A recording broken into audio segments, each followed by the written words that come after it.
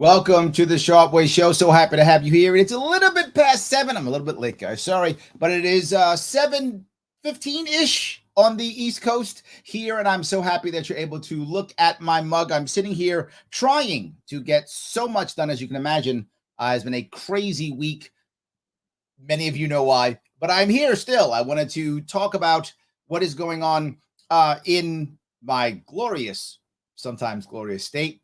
And of course, I wanted to do an AMA, have some people ask some questions because I have not been on as much as I could have been on in the recent days. So I want to acknowledge that and move forward in that regard.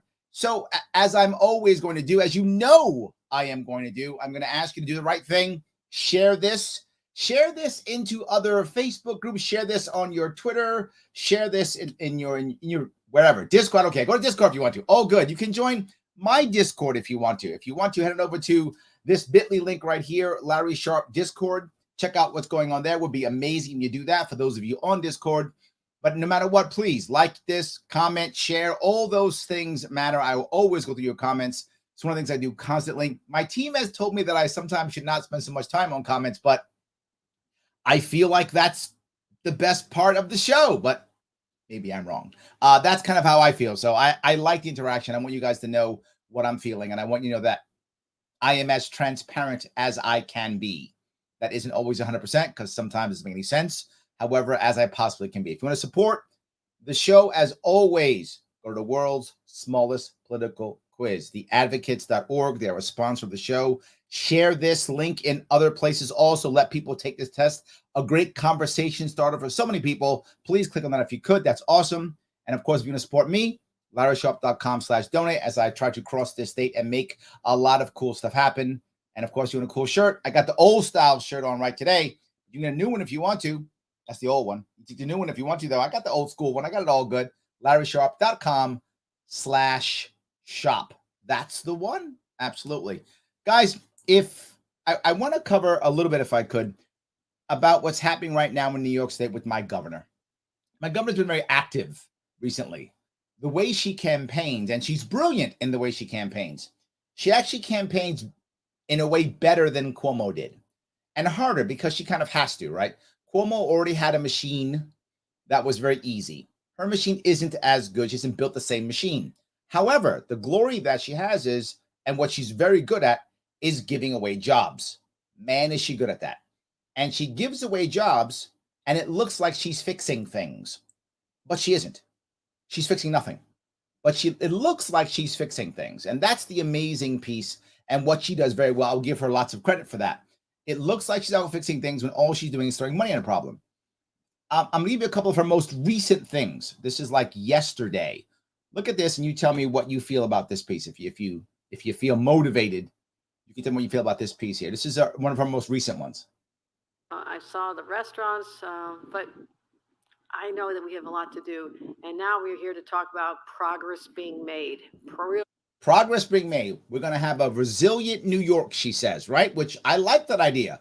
Resilience is critical. I'm in. I did a whole video on resilience in places like Rochester and Utica. I absolutely did that. And she ignored them completely from 4 years ago. But yes, she thinks the right answer is creating more government agencies so they can give more money out. I'm not joking. Progress being made. And that's what we're talking about in terms of what we want to do. I was there to announce many of the READY Commission, the Resiliency and Economic Development Commission announcements. I always volunteer to come up here and do the ones here. And it was over $300 million on the table to help us fight back. So $300 million to help us fight back. Who are we fighting against? Is it against climate change? Is it against is it against government lockdowns? Could it be that? $300 million, which is not, look, I'm not against people getting $300 million. That's awesome. I wish I got $300 million. I wish you would all get $300 million. That's awesome. I hope we all get that money. That isn't my issue. My issue is, where'd that money come from? It came from one of two places. Local communities, in which case you could have just kept it there. That's option one. Or option two, Uncle Joe Biden is writing us checks. Now, if Uncle Joe wants to keep writing us checks, again, if you're getting Uncle Joe's check, I'm not mad at you for that. If you want to take his check, take his check. Okay. But how is that resilient helping hoping that Uncle Joe keeps writing checks. That's the definition of dependence, not resilience. But this is what she's talking about. Build up resiliency and to help the businesses and the homeowners be able to be more protected during the next big storm. So we've identified a lot of at-risk infrastructure projects. I'm so glad that they have identified them. Great. And safety concerns. And those who live here knew what they were all along. Yes. You just needed support from the state government to get them done. Two pieces. You knew what needed to be done. She's right. Well done. Local people know what's wrong in their local areas. I've said this a bazillion times. Well done, Governor. We agree on something. You just needed the state to help. Yeah, no, that's where we go wrong. This is the piece I bring up constantly. If we were able, and one of the policies I've brought up in the past a bazillion times, and I'll keep bringing it up, the idea of a local community credit. So what does that mean? That means every single person in New York State, when you're writing your check to the government every either quarter or every year, depending on when you pay your taxes, when you're writing your check, you have a choice. You can take up to $250 that you would be sending to the government and instead send it to any local nonprofit. If it is in your county, you double it to $500.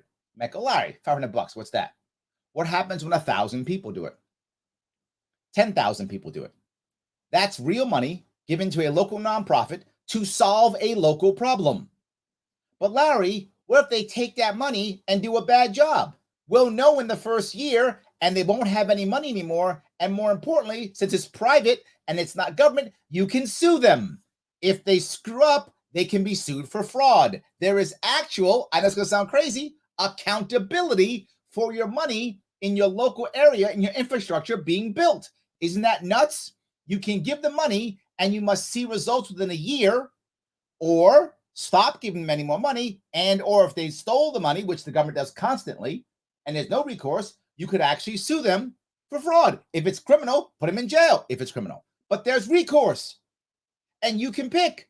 You don't need the state government involved at all. Look at that. You could be as resilient as you want to be. And if you do a good job of it, you can keep giving them money. Money you were going to give to the government anyway, just give it to someone local, spurring local jobs, communities that work together. That is resilience. And if that company does well, it doesn't have to take money only from you. It can also take on other jobs as it moves forward. As a nonprofit, but it can take on other jobs. You can get money from other areas. You can take money in theory, even corporations with sponsorships. And you can build out local communities serving themselves without government having to be involved. As the government's involved, here's what we know is going to happen. It's going to fail. How do I know that? It always fails. These ideas she's bringing up with putting more money into resilience has been happening in New York State that I can remember for at least 20 years. And we still aren't resilient. An actual idea to solve this, not just give it money. This is what I talk about all the time. However, what she's worried about when I was is in jobs. local government, it was really hard to get money out of state government for anything. Yes. So don't do that. This is how the state, so many people in New York State go, I'm so tired of Albany controlling us. This is literally how. This is how. You are watching how. Because it's hard to get money out because you have to do as they say. Yes, I'll give you money. Here are my strings. Do as I say, local government. Do as I say, or you don't get the money. Right now, all the power's in centralized control. I'm giving power with my plan to people locally. If the people don't do what they say, there's accountability. Right now, she's going to give you the money. What if it completely fails? What if contractors who are going to be her buddies, because that's how she makes her money. Remember, she's raised $20 million already. $20 million. So these are going to be her cronies. She's paying them all back. She's very good at paying back. When it comes to, glad handing, Cuomo was much more iron fist. She's much more glad handing back and forth, right? So she's paying back her cronies right now. What if they steal the money? What will be their recourse? What will be our recourse? Nothing. Again, there's no hyperbole in my statement. Our recourse will be nothing. She's not even investigating Cuomo, the guy who killed at least 10,000 of our elderly in New York State. She's not investigating him. There's no recourse against literally someone who is at least a manslaughterer. Is that a thing? It is today. At least that. A criminal for sure. No recourse. So when her cronies take this money, Whatever happens, happens. And then 2 years from now, she's like, we're going to be building with the new resilience. And now we got $600 million. And this time it's going to work. And we'll go, oh, thank you. And then here's the problem. What so many of you are not understanding. You might say, but Larry, I don't work for government. I work for a private company. But what about that contract your company has? Is that a government contract? Often it is. Is that a bad thing? Not for you. Again, I'm not mad at the worker who's trying to make money and pay their bills. Please pay your bills. Big fan of paying bills. Please pay your bills. What I'm saying is we need to have an environment, we need to have an economy that isn't based off of everything coming from the government. In every attempt to create jobs, what's any of her policies that would actually say, here's how I encourage jobs being made? None. Every one of them is, here's how government starts creating more contracts and buying more jobs. That's everything. This is not healthy. This is my state. And you might go, Larry, I don't care. It's not my state. It's coming to you. Don't think it's not. It's coming to you. Let me grab a couple of comments if I can before I go further. Grab a couple more. Chelsea says, where is Larry? I'm here, Chelsea. See, I have come. I know you missed me. Thank you. I appreciate that very much. Yes. Let's see. Kevin says, hi, Larry. Would you consider taking on a supporting role within the third-party movement? I got a starring role in it, Kevin, right now. What are you talking about? Supporting role. Supporting role. You trying to insult me or something? Literally, I'm a starring role right now. I'm the Libertarian candidate for governor of New York. My race is the most important race this year. Larry, that's self. No, that's reality. That's reality. Let me tell you guys something, all you third-party people. I know you like other parties. I get you. If I don't break this system here in New York State, and then again, you think I'm making this up, do your own homework. This is on record. I said in court on Monday. New York Times reported already. If I don't break this system this year, there will not be a real independent candidate, period. No third-party candidate in this country for a generation. Why? If I can't make the ballot, no one can. That's not a joke. A multimillionaire could make it. A sitting congressman could make it. I'm the only one still fighting. Everyone else gave up because they know they can't do it. I'm still fighting. I'm going to win this thing. I'm still going to do it because if I don't, there'll be no ballot access for a presidential or governor candidate or every statewide candidate in New York State for a generation, which means any third-party presidential candidate, Libertarian, Forward, whatever the case may be, Green, will not have ballot access in New York State. They will not be seen as a credible candidate. They will not get on the debate stage. Ball game's over. Ball game's over. That's how important my race is. Every other race, while important, is secondary to that. Because if there's no independent party and no third parties coming up here in the generation, what's going to happen to our society as we get more and more divided? And there's no one to talk between the two? Why do you think Forward's so popular now? Yang and crew, they know this too. I'm not the only guy who's figured this out. Others have too. And the system is trying to crush it. Not just that, I'm endorsed by the Forward Party. So I'm basically the best things Forward's got in New York State too. So there's no supporting role, my friend. I have a starring role. I appreciate the offer. I already got that covered. So let's see here. Brian says, so New York State unemployment has frozen my account and no one can tell me anything. Wow. I've been to workforce call Senator Hemming's office. Wow. You know, the thing that drives me crazy is this has been happening since COVID. And one of the things they've been doing, Brian, is what happens is whenever they come up with these schemes, which drives me crazy, this is why you're being punished. They come up with a scheme that says, we're going to give you this money if you do this, when you do that, how you do this, whatever the case may be. And then once they put it out there, they realize, whoa, we've made a system that encourages fraud. Oh my God, there's fraud everywhere.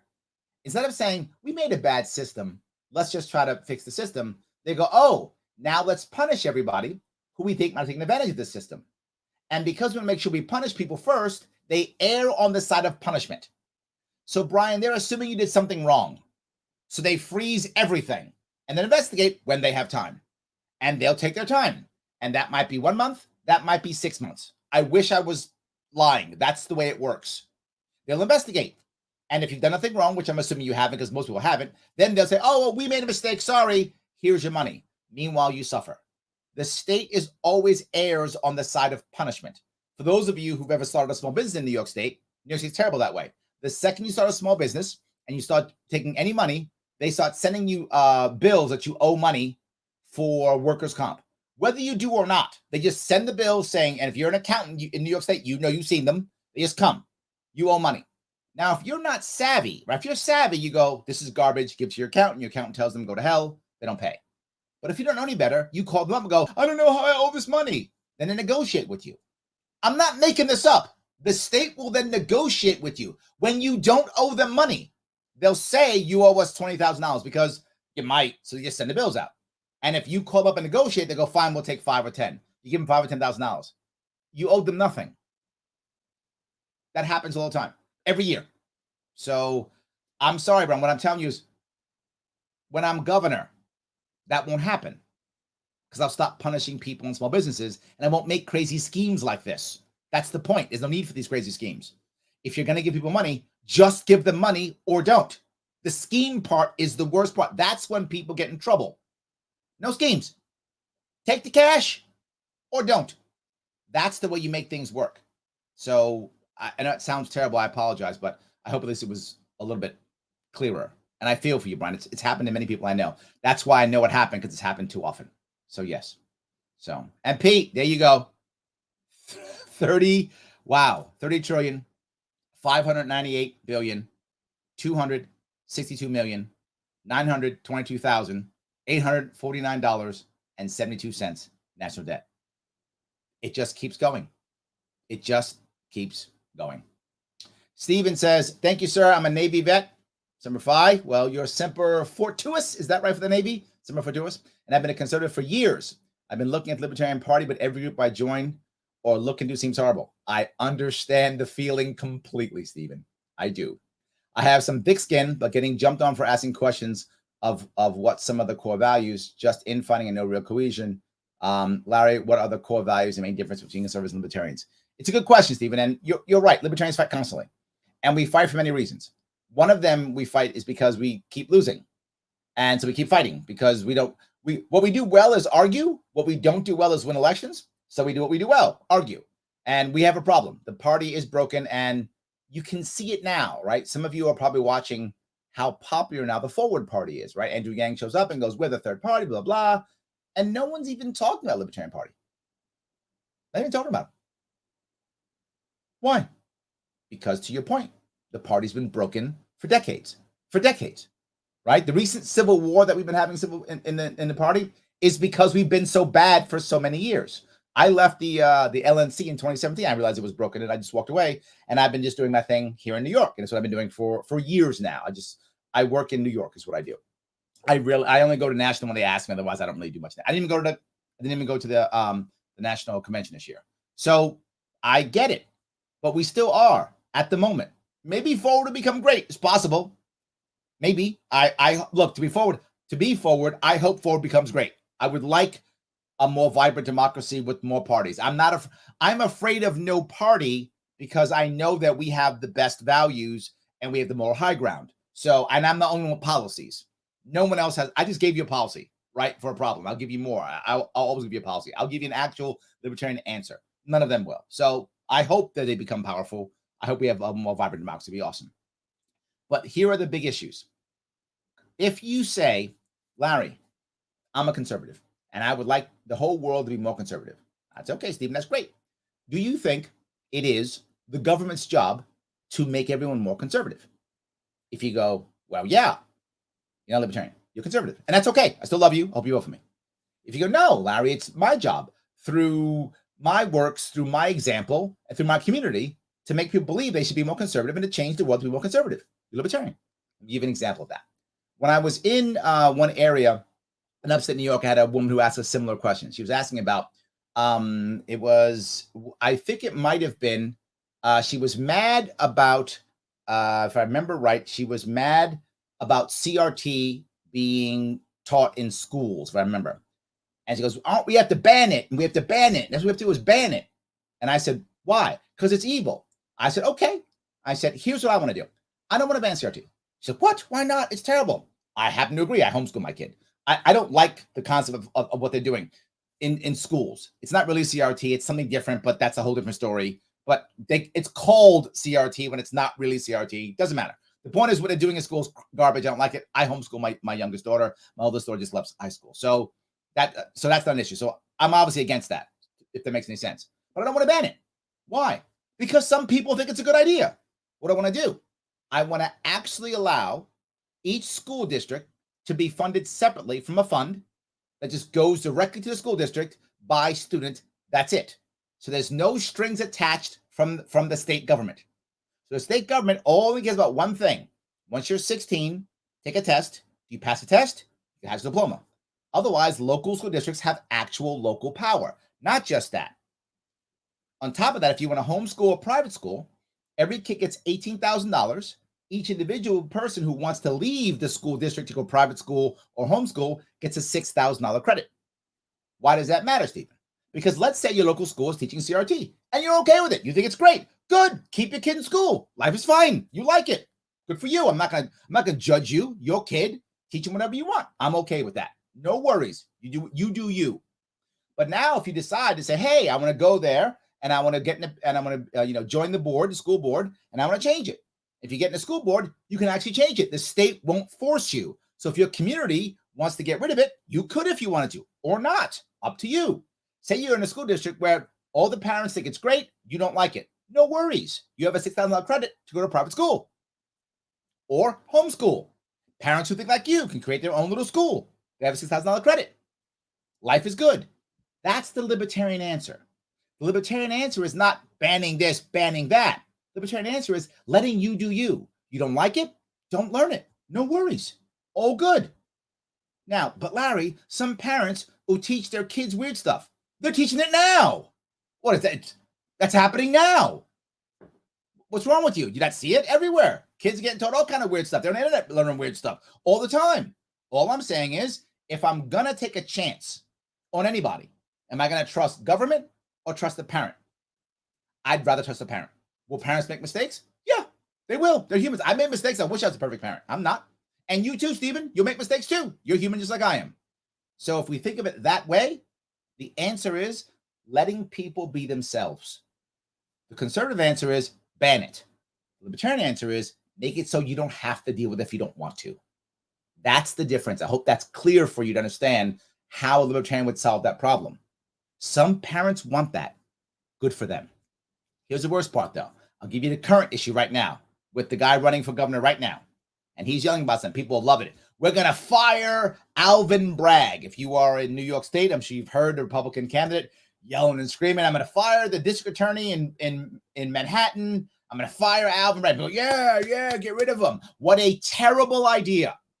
And that's a conservative idea. Fire Alvin Bragg because he's not enforcing the law. That's wonderful. But you know who's probably going to win the election coming up here? Kathy Hochul.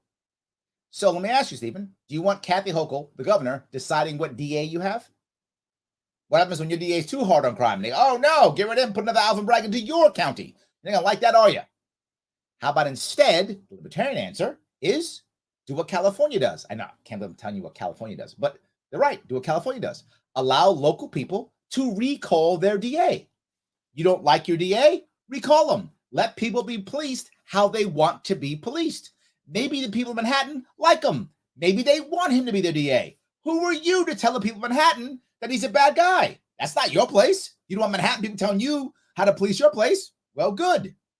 So the conservative answer is fire Alvin Bragg. Bad idea. Libertarian answer is allow local people to recall their DAs. Done. You like your DA? Get rid of them. You like them? Keep them. That I hope that's a clear distinction. So anyway, that was good. So, all right, let's see here. Let's say here, if I can grab a couple more. Logic Direct says, Sharpe for governor. Thank you so much. I appreciate that. Yes, I appreciate that. So many of these. All righty here. Logic says, Cuomo's definitely a criminal. Problem is he's a legalized criminal. I didn't think it could be worse than him either. I know. I get it. Yes. Yeah. Everything got pushed away. Everything's got pushed away. 100%. Let me grab one more here. Hold on. Craig says, remember when Hochul's buddy made $300,000 selling COVID tests to DOH? Yes. And they said we must still test our kids at school and mask and ignore the lawsuit against masking. I remember. Yes, 100%. Yes. Yes. Gregory says, but Larry, do you have a snowball's chance? Yes and yes. And here's the difference. Gregory, you have a couple of options here. And it's important for you to really understand this and others like you who are thinking the same way. Number one, if it's not me, if I don't win, it will be Kathy Hochul.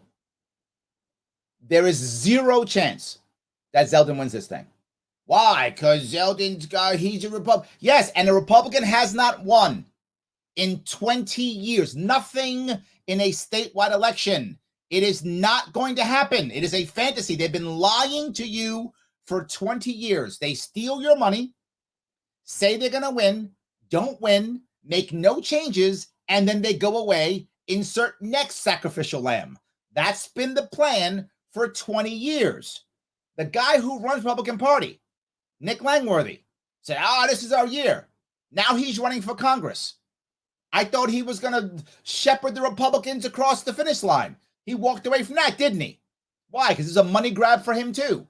All of the Republican establishment, it's all a money grab. They know they cannot win. Think about it. They're the ones suing me off the ballot. That's them suing me off the ballot because they know if I had no chance, why don't they sue me?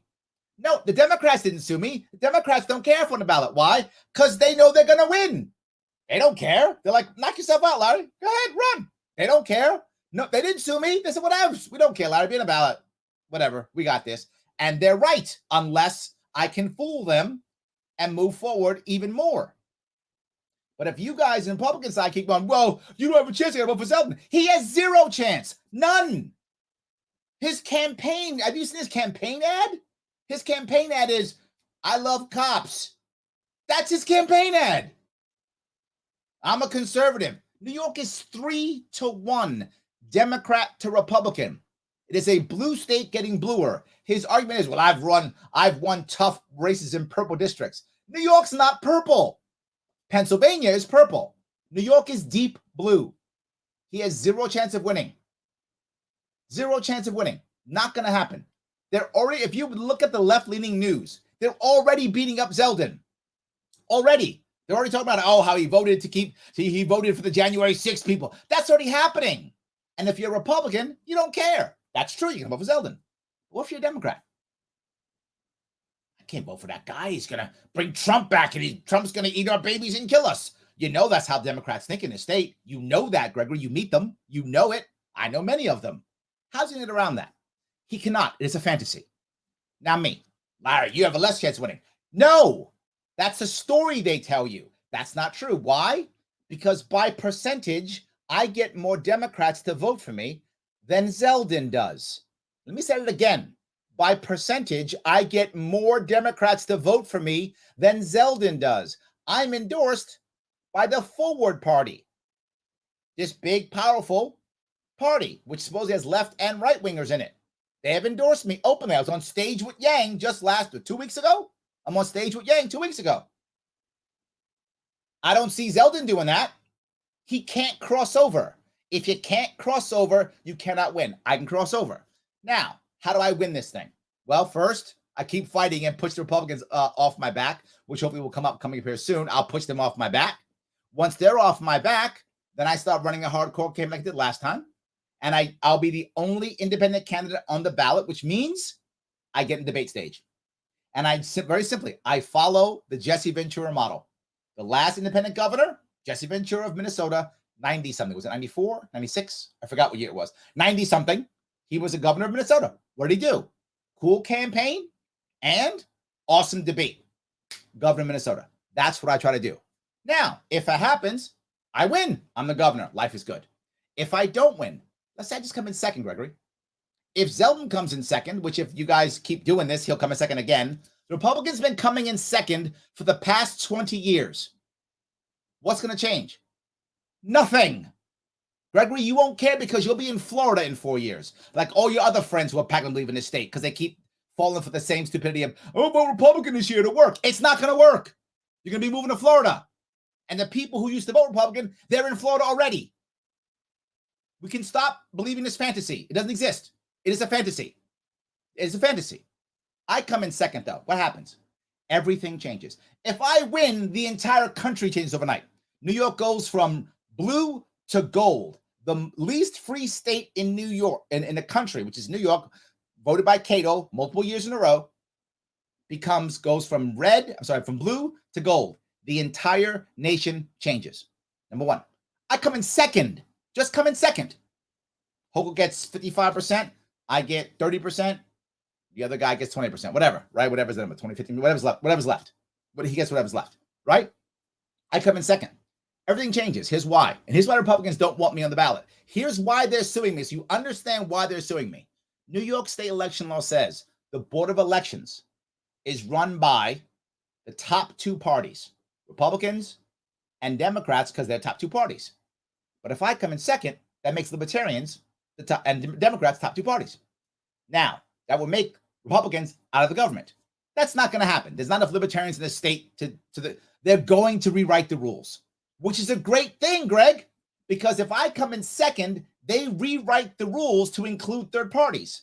Once they create third parties, you know what happens? We can create an actual coalition against the establishment. Well, Larry, does that matter? Yes. That's why Forward even exists. Because even Democrats hate Kathy Hochul. They just hate Republicans more. Think I'm making that up? Ask a Democrat. They'll tell you. They don't like Kathy Hochul. They don't like Cuomo. They just hate Republicans more. That's a fact. So I hope that was at least clear, whether you believe me or not. That's the reality of life. It is either me or Kathy. That's the reality of life. The Republicans are just stealing your money. They're not going to do well. It's not going to work. And think I'm making this up? Hold on. I will. Let me show you, just in case you think I'm making this up. I'm going to show you here. Let me give you. Here is, got to find it here. Here is literally the Republicans' ad. He's proud of this ad. He's like proud of this ad. This is an ad he's proud of. He's proud of this. New York should just turn out the lights. Endless corruption. Liberal crime policies. So he's saying, look, she's Cuomo and they're evil. This is exactly the same thing they said last time. And they lost by 30 points last time. They're going to lose by the same this time. Unaffordable living. People heading for the exits. But not Lee Zeldin, former 82nd Airborne. So surrendering's not in his blood. A fighter who's won 7 tough elections. So he's a fighter. Great, you'll fight. I fight too. I'm a Marine, so I'm better than him. Sorry, guys, I am. So I'm a Marine. I'm better. See, I got the tattoo and everything. Got it all. So yes, I'm better than him. It's fine. Fighter doesn't mean you're gonna win. Doesn't mean you're gonna win. He's a fighter. Dedicated family man. Me too. And a tax-fighting, trusted conservative. This is his commercial. Trusted conservative. How tone deaf are you? You're running as a Republican. The conservatives know you're well, he's not really conservative, but you're supposed to be conservative. Real conservative would have been Astorino, right? I mean, for those of you who know New York State politics, if you really wanted to, if the Republican Party actually wanted a conservative, they wouldn't have picked the lead. They would have picked Astorino. I mean, if they really wanted a conservative. So this is just stuff. But why would you say this? How is this helping anybody? This is literally going, oh, Democrats just go, oh, great. So don't vote for him. It's time to save our state. It's time for Lee Zeldin. That was literally his campaign ad. Greg, have I made my point? I hope I've made my point. So yes. Alrighty. Let me keep seeing if I can go here. Logic says, yeah, now Kevin must be new around here or something. Larry is that guy. No one else knew is real talk. I am real talk. I am real talk. Yes, absolutely. Morgan says, Larry, telling us the most important election of our lifetime. No, I'm not. I'm not saying that, Morgan. It's funny. That's good. I'm saying this is the most important election this year. That's what I'm saying. Not of our lifetime. No, but this year, yes. This year, this is the most important one. This year. That's the point. So I hope that was clear. So yes. All right, I'm gonna grab a couple more if I can. I think I did cover that piece already because there was libertarians. Yeah, Yeah, and but yeah, I think that covers that piece. Let me grab, if I could. Let me see here. Let me grab, if I could, one more. If I this is Kathy Hochul talking now about childcare. My point, as you hear me say all the time, Democrats in New York State are the party of bad ideas. Republicans in New York State are the party of no ideas. Here is Kathy Hochul showing the bad ideas again. I already showed you Lee Zeldin's no ideas. Here's Kathy Hochul's bad ideas. Because we have now focused on this as a priority for our families. You're no longer left alone to figure out this as your own family's problem, which. Think about what that is. She's talking about childcare. You are no longer have to deal with how to deal with childcare on your own, your family. I don't mean to be cruel, but why is it the government's job? I am not saying you shouldn't have help with childcare. Please don't get me wrong on this one. But she thinks, oh, not only do you have to write checks for people to build like stuff in their towns, but now I've write a check so that you can have childcare. So she's taking over everything. You might go, Larry, isn't it good? And I get it. If you need childcare, this probably feels good to you, right? So they're writing you a check or to make stuff easier for you, right? I get it. But here's what to remember. Whenever government steps in, two things happen. Number one, there's strings attached, always, without question. And number two, they become a monopoly. And when they're a monopoly, there's no recourse. That's how it works, again and again and again. Well, Larry, wise guy, what is your answer? I've already told you my answer. My answer is child gardens, right? So you still keep childcare the same as you always do. But you also allow local communities to allow what I call child gardens. What is a child garden? If me and Greg have kids, I don't know if Greg has kids or not, but assuming he has kids, he can take his kids to the park. I said, do me a favor, take my daughter with you. He says, yeah. They go to the park. I say, here's $5. Give him some ice cream. He goes, great, no worries. Takes it to the park, comes back later. Life is good. No contract required, nothing. I trust Greg. Greg trusts me. We agreed that it was $5. He took my kids to the park. Life is good. Why can't we replace Greg with a local nonprofit? I'm very serious. A local church, a VFW, a Knights of Columbus, insert thing here, whatever, a boys club, whatever you think is the appropriate thing in your local area. Wait a minute, Larry. Well, you're saying I could just drop my kid off at a local church? Yes. Years ago, local churches were childcare. People dropped off kids all the time, local churches back in the day. They don't anymore. Why? Because they were regulated out of business. But Larry, I like those regulations. Okay, then take your kid to regular childcare. I'm not getting rid of childcare. This goes back to my idea before about I'm not banning things. You like regular childcare. You want to pay the crazy prices because you feel safe. Pay them. It's your money. Do what you feel is appropriate. Put your kid where you want. But what if instead you have the option of dropping your kid off at a local church that you trust? You might go, but Larry, what if they don't do background checks? Then ask them to do background checks. What if they don't? Then don't send your kid there. This is voluntary. No one's forcing you. But if all of a sudden, so many, and I said this specifically for Black local churches, the Black church has been devastated recently, right? So last 20 years, I shouldn't say recently, last several years been devastated. So imagine if all of some local churches now could keep your kids for childcare in a child garden. And they might say, you know what, Gregory, why don't you come to my church, drop your kids off, and the price is, bingo is Friday night. I expect you here to be calling the numbers. And you go, you know what, I will be there and I will call the numbers. Local community again being serviced, encouraging local people to do the right thing to support each other, and encouraging local people to find answers without having to get checks from Uncle Joe. Because here's the problem. When COVID hit and all of a sudden they did all the lockdowns, all that government money and all those government things couldn't be set up anymore. And they fell apart. And the local communities were not ready to defend themselves. And they fell apart. How about we set them up for success now? How about that? We set them up now. I'm giving you an actual answer that will actually solve. She's going to write you a check. It was really the mindset for such a long time. Employers say, that's your issue. But what we have seen. Isn't that true? Employers like, that's your issue. It kind of is, isn't it? Why is that a bad thing, right? Why is it a bad thing that you have a family? You should take care of your family. And what government should do is create an environment that makes it as easy as possible for you to take care of your family. You can follow the other rule I talk about also, which is if you think there's if there's a child care desert right in your area, and there are such things as child care deserts, if there are, this would be the perfect place for my previous idea that you could take your $500 a year and put it into a nonprofit child care facility that you'd be sending off to the government anyway. But now instead of doing that, it's someplace local. But Larry, what if they're a bad child care facility? Then you don't fund them next year, and there is a recourse.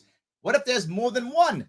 Good. Fund as many as you like. Split your money up. Some people fund this one, some people fund that one. Done. Larry, what if it's religious? If you like that religion, send your kid to that one. If you don't, send your kid to another one that's a religion that you want or no religion. Again, same concept. Who's speaking about this? No one is. The Republicans yelling, I'm a fighter, love cops, lock them all up. That's Republican. Democrat, I got more money. I got checks. I got so many checks. Writing checks all day long. That's what we're up against right now in New York State. Checks versus lock them up. That's it. That when there is a shortage of affordable childcare, this really becomes not just a problem for a family, an economic problem for them as well. It's an economic problem for our society. And it's not wrong. When you think about what happened during the pandemic, I do think often what happened during the pandemic. I do. I think often on how you locked everything down and destroyed our youth for 2 years. I remember that well. Yes. So many women did not come back to work. In fact, I wrote a column about this. You probably shouldn't have wrote a column about that. What you probably should have done is open up your mouth when it was happening and said, this is a terrible idea. You were going to crush women. And we did, right? The 2008 crash, that 2009 crash, that heavily affected men. This one heavily affected women. And why? Because they shut down all the local places where women dropped off their kids. Schools, childcare, all those places. And still in this country, no matter what you might think, the reality of it is most child rearing is still done by women. Vast majority is still done by women. That's how it works. So what happened? They were affected and they all came home because they're not going to leave their kid alone. Because you can't now, because if you leave your kid alone and they're like 10 or something, you go to jail and the state takes your kid, which is insane. But that's how we live it here in New York State. It's not that way in your state. It will be. Now you lose your kid because whatever reason they can probably take your kid away now. So this is why you have to have childcare. They're basically saying your child does not belong to you. I'm not joking. You might think I'm exaggerating. Please, if you think I'm exaggerating, please tell me how. They're telling you where your kid must go to school, when it must wear a mask, what it must learn. You have no choice, what child care it can be in, when you leave a child alone. It's not your child. You might think it is. You are fooling yourself. It's not. That's why people are packing up and leaving. 2 weeks after the pandemic shutdown began and said, the women are the ones who are having to stay home. If they're not the essential workers, and many of them were, they were the healthcare workers, they worked in the stores. Be very clear. An essential job is any job that pays bills. If your job pays bills, it's essential. I don't care what you do. Government worker, good. Not government worker, good. Fast food worker, good. Entrepreneur, good. Does it pay bills? If you are so super wealthy that you are bored and you work because you're bored and you just take your money and do nothing with it, then that's not an essential job. I hope many of you are so well off and bored you do that. That'd be amazing. If that's who you are, you do not have an essential job. But assuming that your job pays bills, that's essential. The restaurants with all the to-go food, they were the ones that some were on the front lines. Others were just never going to be able to go back to. Now, I'm going to stop it because what drives me crazy constantly is she's the one who punished you. And now she's like, it just happened. And she's going to save you. She literally breaks your legs, then gives you crutches and goes, you're welcome. This is what we're dealing with. So let me keep going if I can. So yes, Ryan says, but Larry, I can't force people. Sadly, it's what we do in this state. I would like us to not force people. That's what I want. Daniel says, if I win the Mega Millions today, I'll send every dime I legally can to you, Larry. Thank you. I appreciate it. Yes. By the way, the most you can send, Daniel, is $44,000 per person. If you have a significant other in your life, you can send me $88,000. So that's how much you can send if you want to. So please, if you win, please send me $88,000. If you win the millions, you won't even care. You're like, take 88 grand. I hope you all win and you can all send me $88,000. That'd be amazing. I would love that. Thank you so much. Yes. So there we go. Brian says, public schools have become nothing more than government indoctrination centers teaching learned helplessness. Man, I wish you were wrong. Brian, I wish you were wrong. I really do wish you were wrong, but man, you're on the money. Learned helplessness, by the way, is an actual thing. That's not something Brian's making up. That's an actual thing. Learned helplessness. I talk about it often. The book that I first read it on was, oh my God, a book by a guy named Seligman. Is it Martin Seligman? I think the book is called Learned Optimism. I think that's the name of the book. And it talks about the idea of the opposite of his learned helplessness. So yes, absolutely true. Absolutely true. So let's see here. Greg's like, send me some money too. Hey, if you win the Mega Millions, send us all a little bit. I love it. Send it all a little bit. I love it. Yes. All right. Let's see here. If I can go down here. Steven says, thank you for that answer. I did vote for you last time and enjoy your episodes with Tim Pool and Road. Thank you. If you get in, could you alter how New York does voting? Change from most votes total to an electoral college system. More counties are red or purple than blue. You know, the issue I have about going to electoral college system is I don't want to take away the democratization of the state. What I'd rather do, if I could, is allow more power locally so it won't matter, if that makes any sense, right? I talk about localism constantly, and all of my issues always fall down to localism. So if we change the vote, if we go to electoral college system, I worry that we wind up having problems if we have the presidential election. I would rather have it to where you don't care as much, right? So I don't want to have it. My idea of, the governor can get rid of the DA. I don't want the governor having that power. I don't want you to care that much, Stephen. That's my point. I want you to care far more about who was your mayor, who was your county legislators, who was your county executive. I want you to care a lot about that. And I want the governor to be, he's not that bad, is he? That's what I want you to be thinking. So I'd rather change that piece if I could instead. Otherwise, the next person gets in and it keeps going. I'm going to change a system more than anything else. So yes. Patty says, glad you're doing more shows. Thank you, Patty. I appreciate that. Thank you. I did get your message. Thank you so much. I will respond as soon as I can. I've been crazy overwhelmed. You, Tim, and Kevin help keep me going.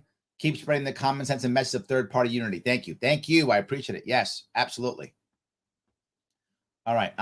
Scott says, so what you learned from last time you ran that you can apply to boost chances this time?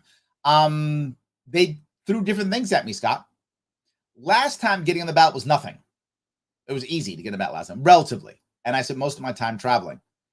This time, getting on the ballot has absorbed almost all of my time, money, and energy. In fact, the campaign is still paying for to get paying back money that it ran up to get on the ballot. So getting on the ballot devastated us. Last time the campaign paid almost nothing to get on the ballot. So slim. This time the campaign paid $300,000 just to get on the ballot. Sucked up all our time, all our energy, lawsuits, lawyers. I'm still awaiting a decision from our last lawsuit, which wrapped up all the lawsuits together. So everything I learned, I don't put into play until probably next week, next month, whatever the case may be, which is the same thing next week, next month. So I wish. So yes. All righty. Let's see here. Daniel says, I've never been so mad at Republicans in New York. If you're pro 2A and you vote for Zeldin, you might as well take your gun, walk outside, shoot yourself in the foot. Or he was the worst pick of the four. Daniel, I actually did. If you want to look, I actually did when I talked about the Republican primary, what I thought of the four people. And I agree. He was the worst of the four. If you wanted a real conservative, if you wanted a conservative, Astorino. Astorino was, for those of you who don't know, Astorino was clearly the most conservative, real conservative, not a, I'm going to talk stuff because I want to win. He still is a real conservative. If you wanted a conservative candidate, Astorino was the guy, without question.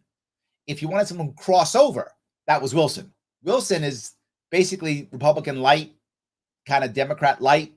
He really can cross over. Wilson had crossover potential. So if you wanted a crossover, if that's what you wanted, then Wilson was your guy. If you want a personality, Giuliani was your guy. So whatever you as a Republican in New York State were thinking of, were you thinking, do I want a real conservative? Answer me no. Do I want a guy who can cross over? I don't care about anything. I just want to win. I want crossover. You want Wilson. I want a personality to motivate people. Giuliani. I mean, clearly, those would, depending upon what you cared about as a Republican, those three would have been your choice. Who had none of those? Zeldin. But Zeldin's got cash. Tons of it. 10 million, whatever. He's got tons of money. Tons of money. That's why. So, yeah, I agree with you, Daniel. I agree. And Second Amendment, none of them care about a Second Amendment. They're in Congress right now taking guns away. The Republicans right now are in Congress right now taking your guns away. They don't care. The only party that cares about the Second Amendment, the only one, Libertarian Party. If you are a gun owner in New York State and you don't vote for me, you are correct, Daniel. You deserve to have your gun taken away. You deserve it. You deserve it. When they come get you, go, I should have voted for Larry Sharpe. Do that. Because you should. There's no doubt you should vote for me. No one else cares. So, yes. So, all right. Yeah, and then Greg says Republicans don't get my gun rights back. That's true. Yes, absolutely. So, all righty. Let's see here. Morgan says, rewrite the rules and redefine the words. Yes, you know that. Absolutely. Yes. 100%. Yes.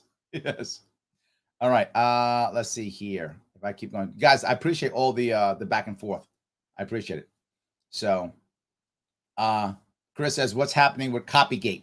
I don't know, right? I don't think anybody really cares much, Chris. I thought they might, but no, nobody cares. Those you don't know, the way that so many people, the way to get in the ballot was so difficult that anyone even tried. Most people who tried, who were checked, actually literally just put photocopies in. So the Republican trying to get the independence line put like 11,000 photocopies, just photocopied and sent them hoping one would check. Well, checked. And yeah, it was bogus. That's how hard it is to get on the ballot. But seems like fraud doesn't matter. But there was an article in the New York Times, just yesterday, day before yesterday, talking about this. I think there'll be more. I think the papers are picking it up. So I think there's some motion on this, Chris, but I don't know how far it'll go. Maybe it'll go further. Let's hope. So, yes. Andrew says Marine better than Army.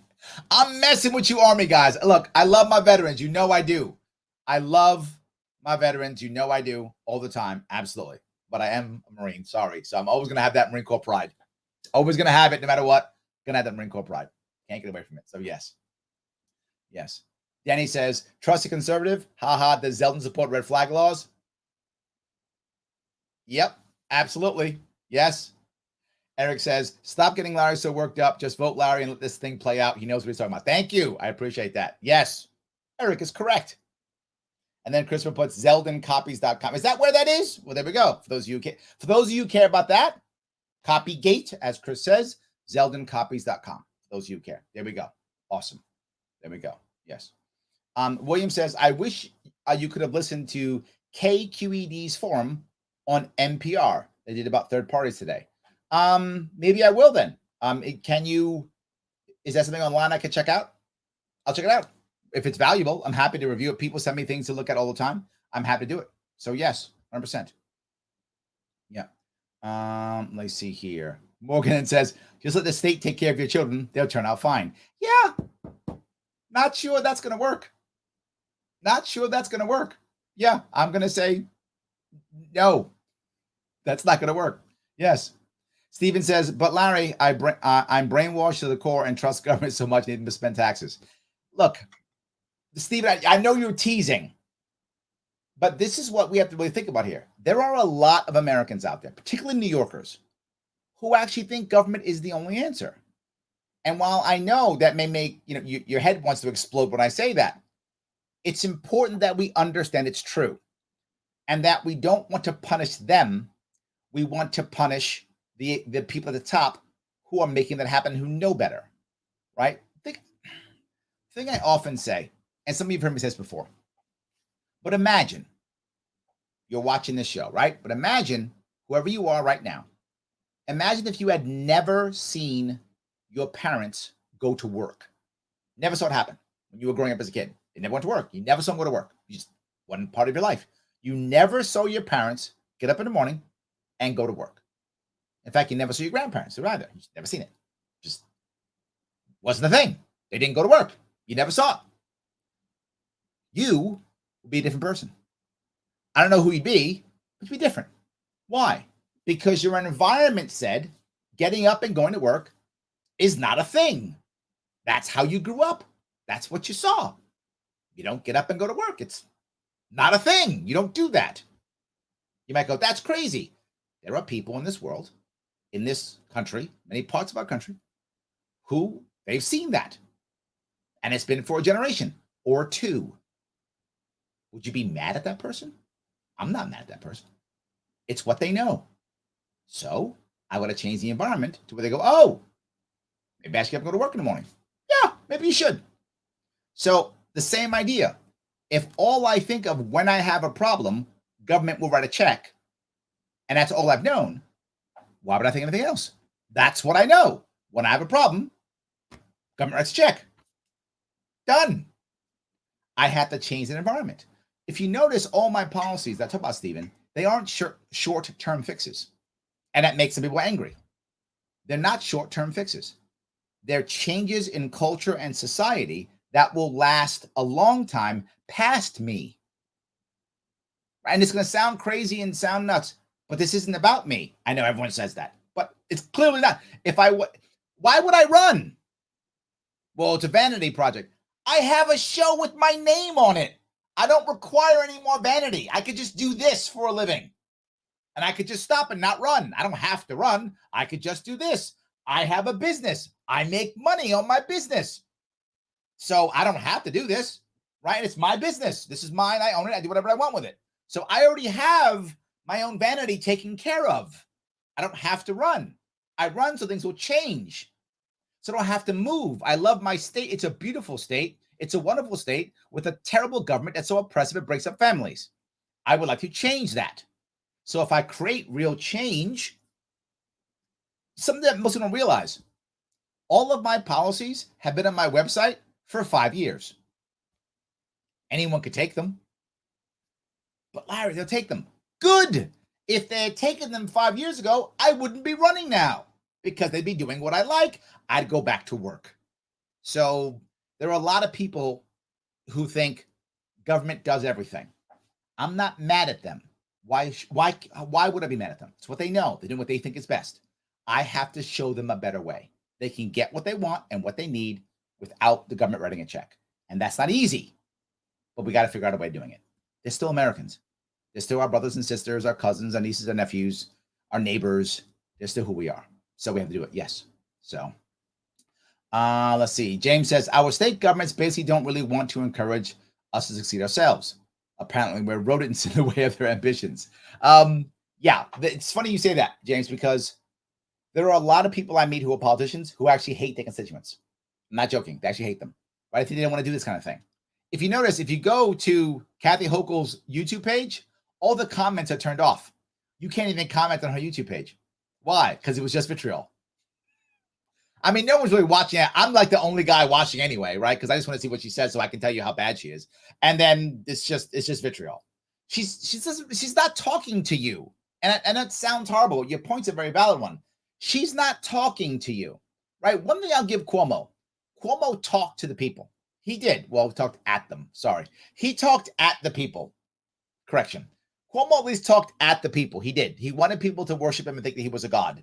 That's true. She doesn't. She doesn't care what you think. She just wants to make sure her cronies taken care of. If you notice, every time she has a little press conference, it's just the local press, and her friends and all her cronies are always there. And every single time, it's handout, handout, handout. And they always use the same phrase. Governor, I'm so happy for your leadership. Whenever you hear leadership, it means you wrote me or mine a check. Again, I'm not joking. That's what that means. Thank you for your leadership means thank you for the check. So she gives out jobs and writes checks, and they go, thank you for leadership. That's who she's pitching this to.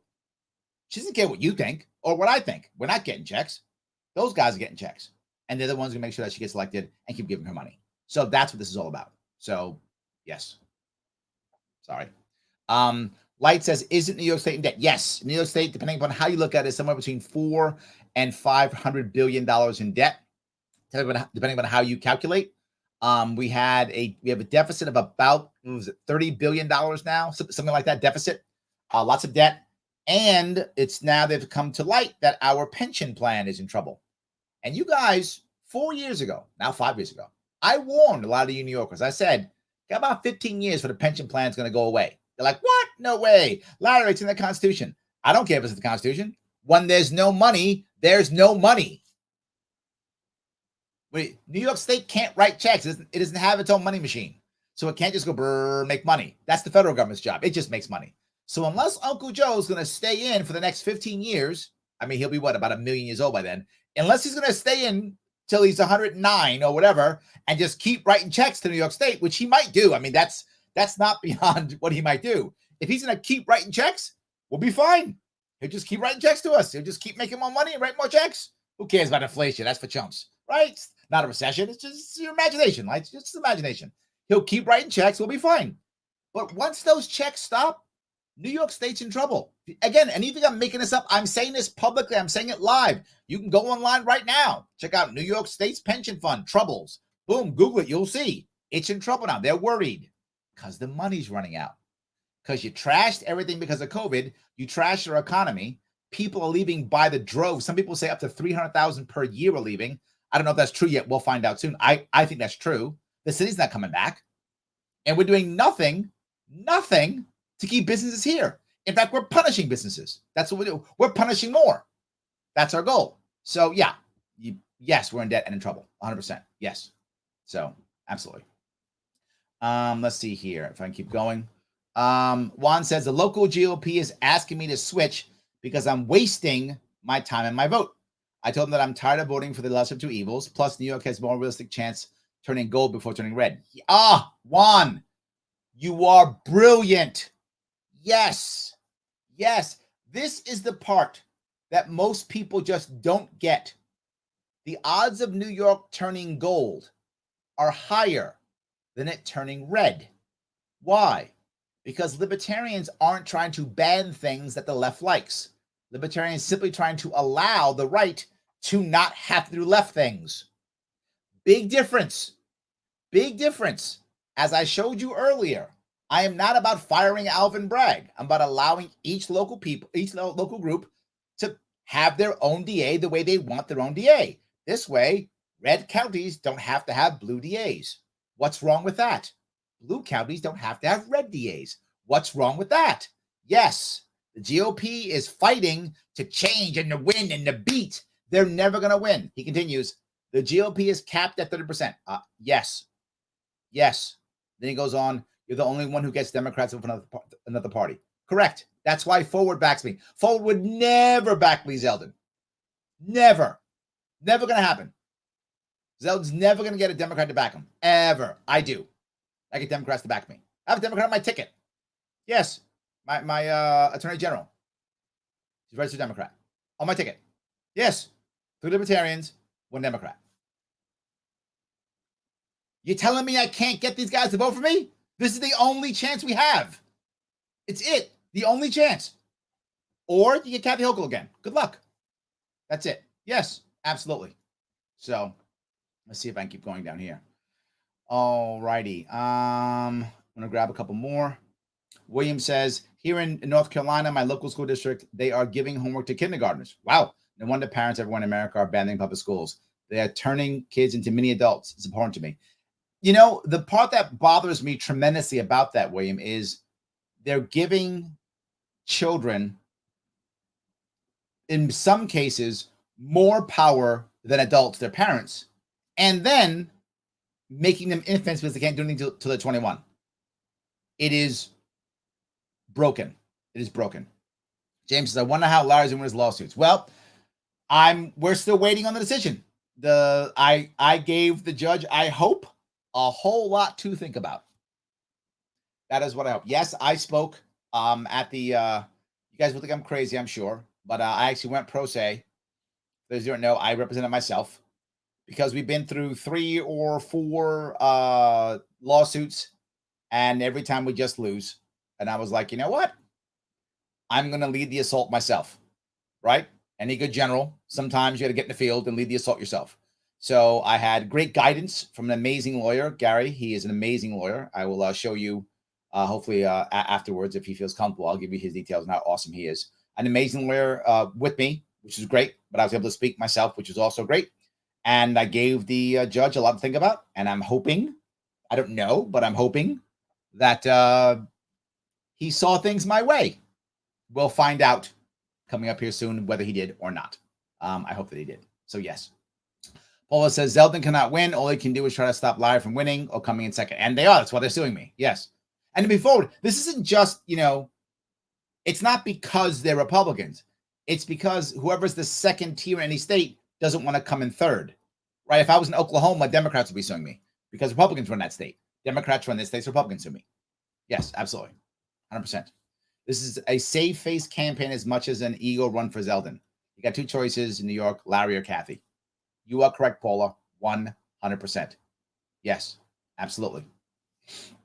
BV now says, remember Trump saying he wanted to ban bump stocks, take guns first, due process second, raise age limit to buy a gun, push comprehensive background checks in 2018. There we go. Absolutely. Yep. Tim says, Constitution carry for all, or you're a rhino.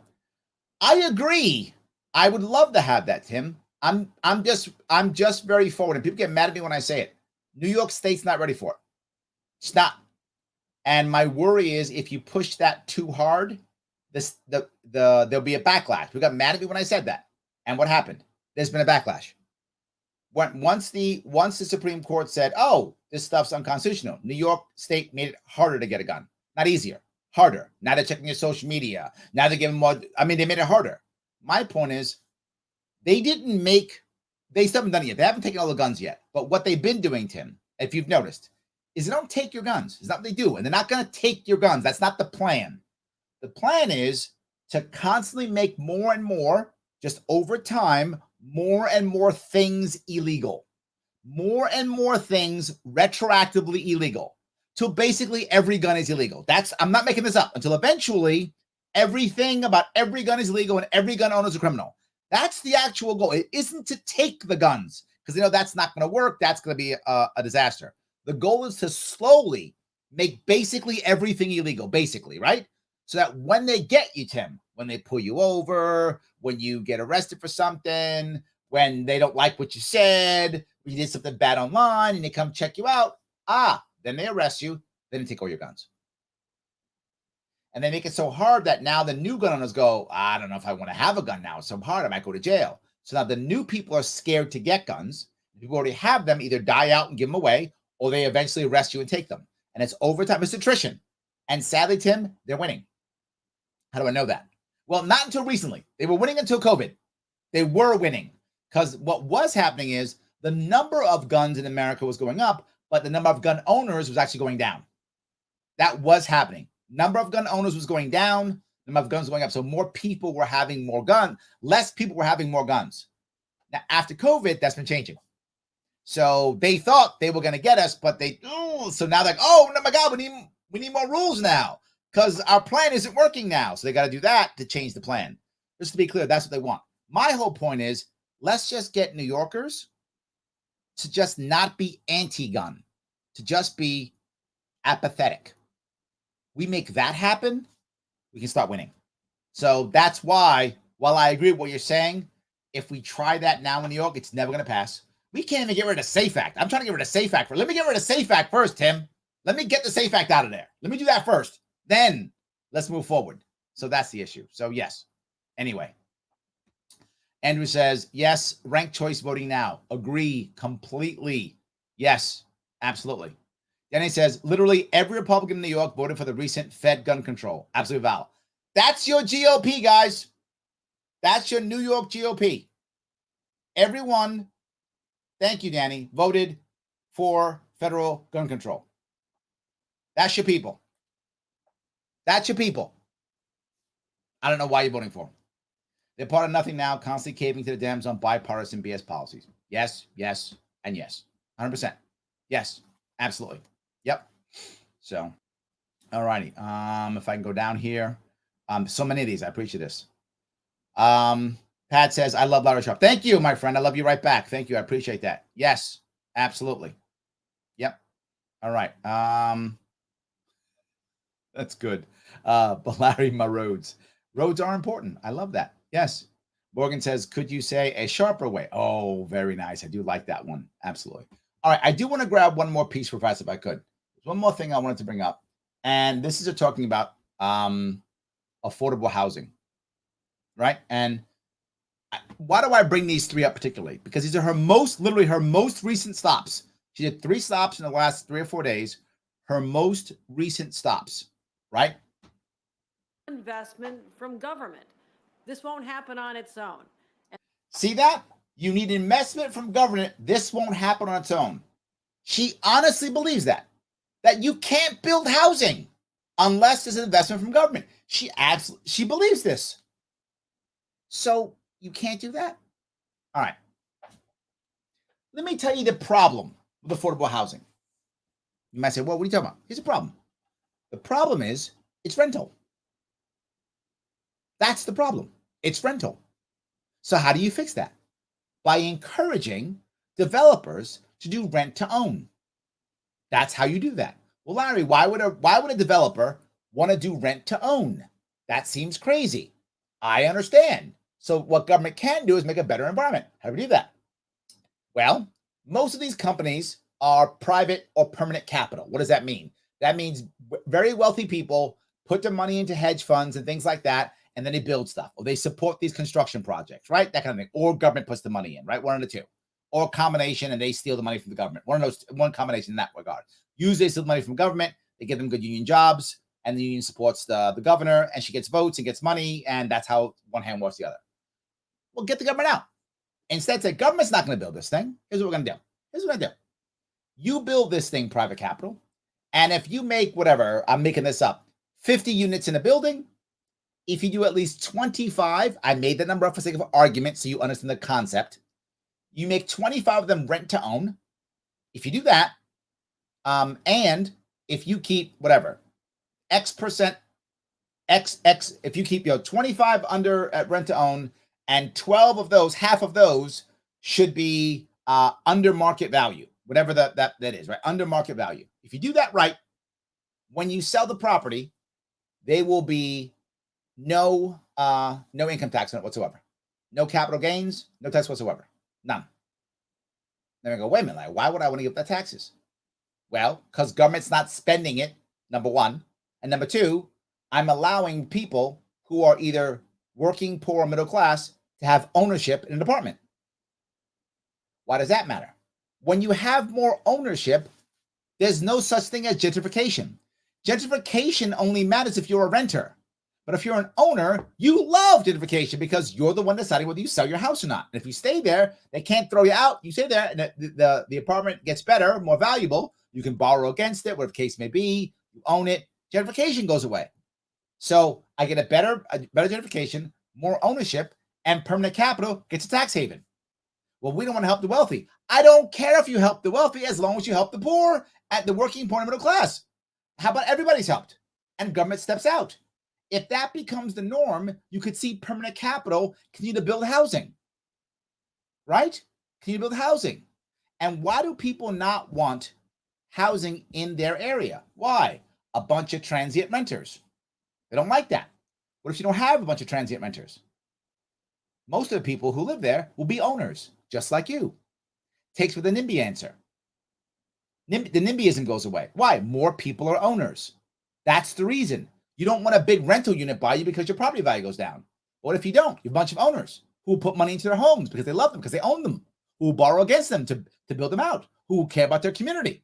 Oh, things change. That's an environmental change. That's what government should be doing. Government can stay out, say, look, we'll give you a good tax haven if you do this, or you want to just keep building your high rises, keep doing it, but you're not going to get any tax breaks at all. I'm going to hammer you in tax like everybody else. But do what I'm asking you to do. Now the wealthy are happy because they get a tax break, and the working poor middle class are happy because they get ownership in housing, gentrification does not become an issue anymore. You can build in any neighborhood.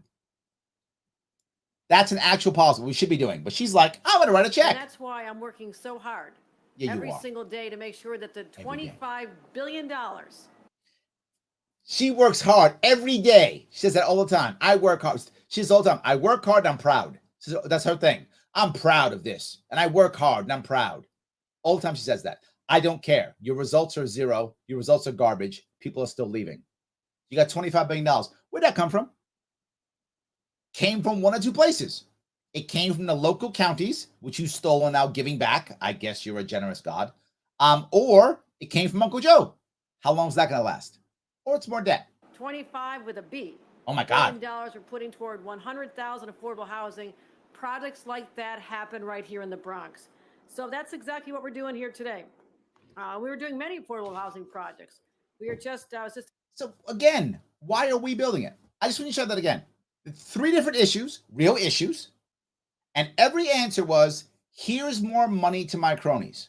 But when you asked me, I gave you actual policy answers, which allowed local communities to take advantage of things.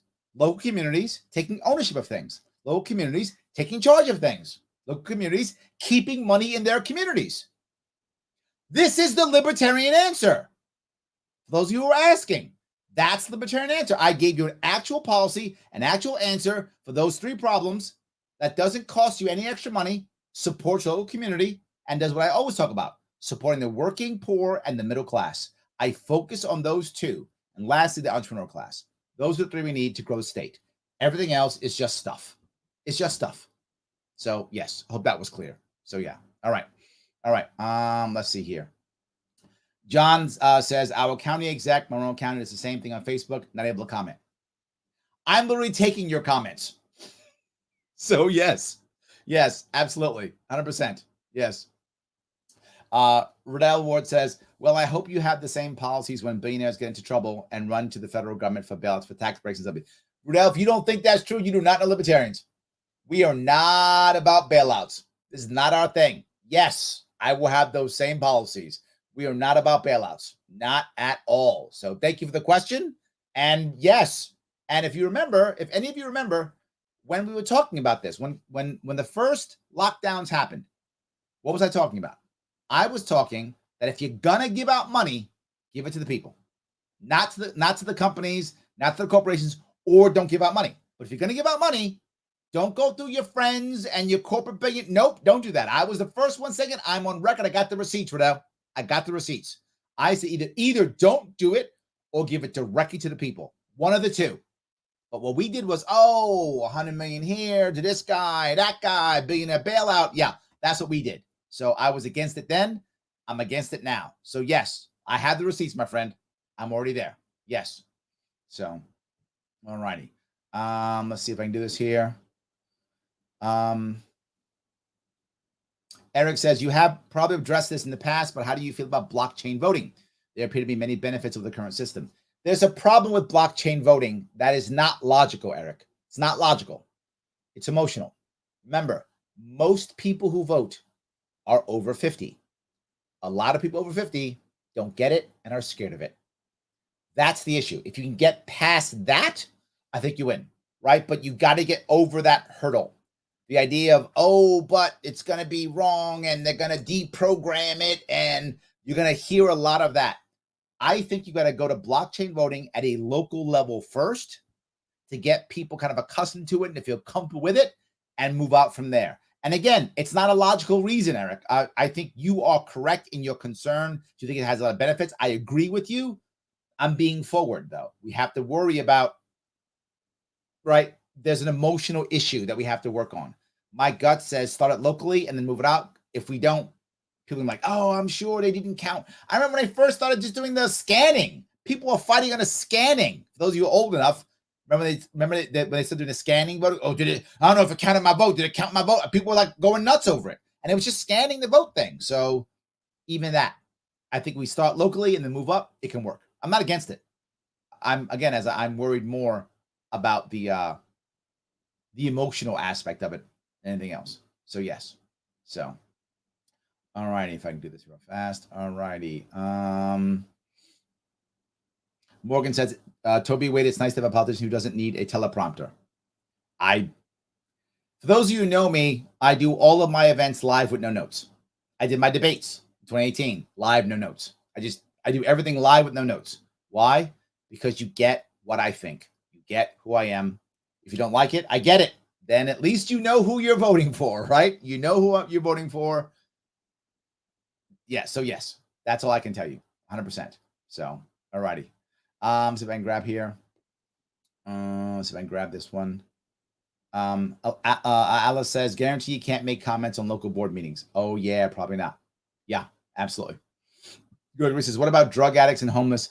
Major issues in New York. Yes, there are a lot. It's absolutely. You, if any of you pay attention, I have an entire plan for homelessness and for drug addicts. Of course, yes, you have to work on these things, right? And it is compassion. Of course, it matters. For those of you who don't know, my mom was an addict, and that's why I understand how it is to have an addict in your life. If any of you have either been addicts or have addicts in your life, you know how difficult that can be. As it being you or people around you, either one, it's very challenging when there's an addict in your life, because they love you, you love them, and they pick the substance over you, whether that's opioids or alcohol or whatever that thing is. They pick that substance over you, and it's hurtful.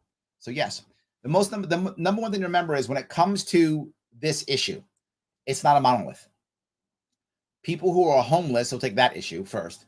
They're different groups, right? They're homeless people who are simply working poor, who are down in their luck. That's one, their families. Those people are more apt to be able to take care of, take advantage of the programs that exist. They're better at it. Those programs are still garbage, but they're better at taking advantage of them. But there's other groups. Another group is addicts.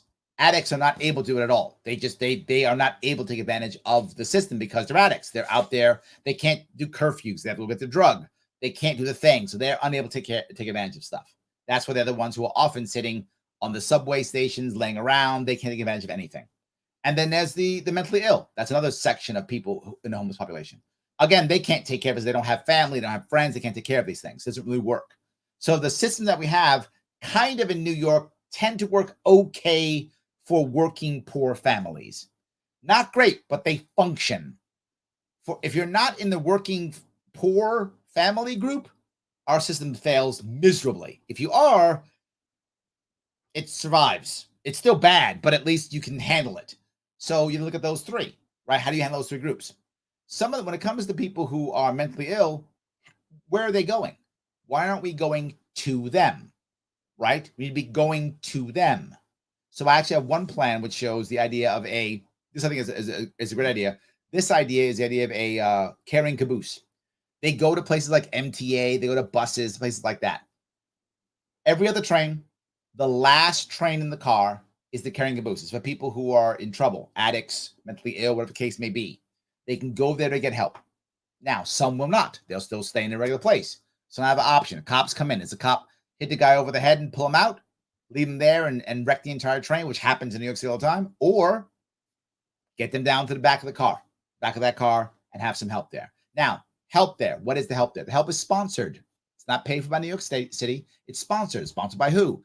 Any company that wants to make itself look better. It's a great way to make yourself look good. People can be people who are actually doing community service. Not just that. You can just sponsor because you're a drug company or because you're a mask company or you're whatever company. You sponsor the caring caboose. You're going to be helping people to get better. You get you get Wi-Fi in the subway system because they're paying for Wi-Fi, not us, because we'll screw it all up, right? They get Wi-Fi in there. Hey, Johnny, you're here and check out your computer. Here's your problem. Here's your issue. Let's get you work. How do we get you into a facility, right? And now that person can help Johnny, who is an addict or who has mental illness, how to get him in the facility because they cannot do it on their own. They're incapable because of their addiction or because of their mental illness. It's not going to work. So help people to get them into the system who need to be in the system. Well, if you need to be in a system, no worries. And by the way, that's not government funded. That's locally funded, right? But I'm still not done. That's just one to deal with the MTA issues. What about the idea of having specialized homes? This is already being done in certain areas of New York City already and working well. You make it for specific people. For example, veterans, addicts, working poor moms, right? Whatever the case may be, single moms, all those things, right? Special home, like a Ronald McDonald House. Again, sponsored by a large organization, Nike, McDonald's, Google, whatever, they sponsor it. Each of those homes, there's local security there, not cops, because those people are often afraid of cops. They think they're going to be arrested. So private security is in both the carrying caboose and those homes. And each of those homes, top level is apartments. They're single apartments, meaning they are either one bedroom and or studios, tiny houses. Now, tiny houses right now are illegal in most cities in New York State, which is silly. You want to make sure you actually have them and they exist. Why? People who have been homeless for a certain period of time, depending on the person, anywhere from 1 year to 3 years, come to a point where that becomes their lifestyle. So if you give them a bigger home, they'll just get together in one small area anyway. They're accustomed to doing that online, outside. So give them that now. The fee for that is 1/3 of their income, whatever it is. All they have to agree is that they give up 1/3 of their income. They report their income, they get 1/3. They make no money. 1/3 of nothing is nothing. Make $100, $33. That's what they pay. Whatever it is, 1/3 of their income. They pay 1/3 of their income, whether that comes from the state or the federal government or their friends or they have a job. 1/3 of their income, that's the price. That's what they pay. So they pay rent, 1/3 of their income. The bottom floor is community. You have trouble, worries, issues, concern, community is there. So they are not alone, right? You connect them back to the world. Many people become homeless. Their issue is they get broken up from their family and friends. Back to community. The basement is services for them. If this is a place for addicts, it's services for addicts. Veterans, special ways of getting them back into the world of veterans.